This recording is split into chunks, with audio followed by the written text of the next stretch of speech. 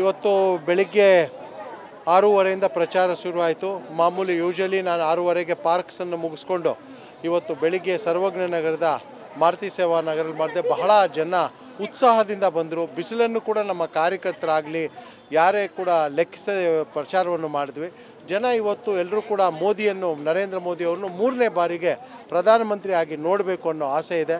ನಾವು ಕೂಡ ಸಂಸದನಾಗಿ ಬೆಂಗಳೂರಿಗೆ ತಂದಿರುವಂತಹ ಕೊಡುಗೆಗಳ ಬಗ್ಗೆ ಜನರಿಗೆ ಹೇಳ್ತಾ ಇದ್ದೀವಿ. 1,30,000 ಕೋಟಿಯ ಅನುದಾನವನ್ನು ತಂದಿರುವಂಥದ್ದು, ಅದು ಸಬರ್ಬನ್ ಇರ್ಬೋದು, ಮೆಟ್ರೋ ಇರ್ಬೋದು, ಸ್ಮಾರ್ಟ್ ಸಿಟಿ ಇರ್ಬೋದು, ಆಮೇಲೆ ಈ ಥರ ನಾನಾ ಕಾರ್ಯಕ್ರಮಗಳಿಗೆ ತಂದಿರೋದೆಲ್ಲ ವಿವರಿಸಿದಾಗ ಜನ ನಿಜವಾದ ಗ್ಯಾರಂಟಿ ಈ ದೇಶದಲ್ಲಿ ನರೇಂದ್ರ ಮೋದಿ ಅಂತ ಜನ ಹೇಳ್ತಾ ಇದ್ದಾರೆ. ಏನು ಕಾಂಗ್ರೆಸ್ ಗ್ಯಾರಂಟಿಗಳ ಬಗ್ಗೆ ಜನ ಭಾಳ ಅಸಮಾಧಾನದಿಂದ ಇದ್ದಾರೆ. ಕಳೆದ 3 ತಿಂಗಳಿಂದ 2,000 ರೂಪಾಯಿ ಕೊಟ್ಟರೆ ಒಂದೇ ಸತಿ 6,000 ರೂಪಾಯಿ ಇವಾಗ ಹಾಕಿದೆ. ಅಂದರೆ ಜನರಿಗೆ ಒಂದು ಈ ಎಲೆಕ್ಷನ್ಗೋಸ್ಕರ ಹಾಕಿದೆ, ಇದಾದಮೇಲೆ ಬರಲ್ಲ ಅನ್ನೋ ಜನಕ್ಕೆ ಕೂಡ ಗ್ಯಾರಂಟಿ ಆಗಿದೆ.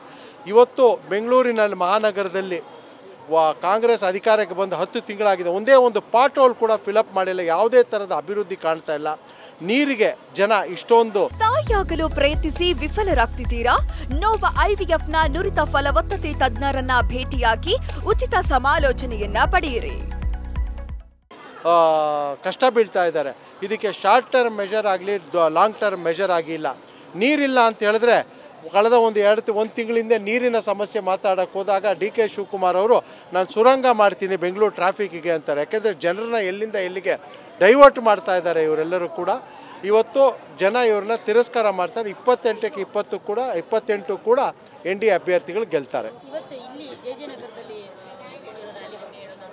ಇವತ್ತು JJR ನಗರದಲ್ಲಿ ನಮ್ಮ ಸಿಟಿ ಅಧ್ಯಕ್ಷರಾದ ಸಪ್ತಗಿರಿ ಗೌಡರು, ಕೇಶವ, ಇಲ್ಲಿನ ಮಂಡಲದ ಅಧ್ಯಕ್ಷರು ಕೂಡ, ಮತ್ತು ನಮ್ಮ ಹಿಂದಿನ ಕಾರ್ಪೊರೇಟ್ರು ಕೂಡ ಎಲ್ಲರೂ ಕೂಡ ಬಂದಿದ್ದಾರೆ. ನಾವೆಲ್ಲರೂ ಕೂಡ ಇಲ್ಲಿ ಸುಮಾರು ರಾತ್ರಿ 9 ಗಂಟೆವರೆಗೂ ಕೂಡ ಇಲ್ಲಿ ಒಂದು ರೋಡ್ ಶೋ ಇಲ್ಲಿಗೆ ಮತ್ತು ಚಲವಾದಿಪಾಳ್ಯ ವಾರ್ಡ್ 2 ವಾರ್ಡನ್ನು ನಾವು ಮಾಡಲಿದ್ದೇವೆ.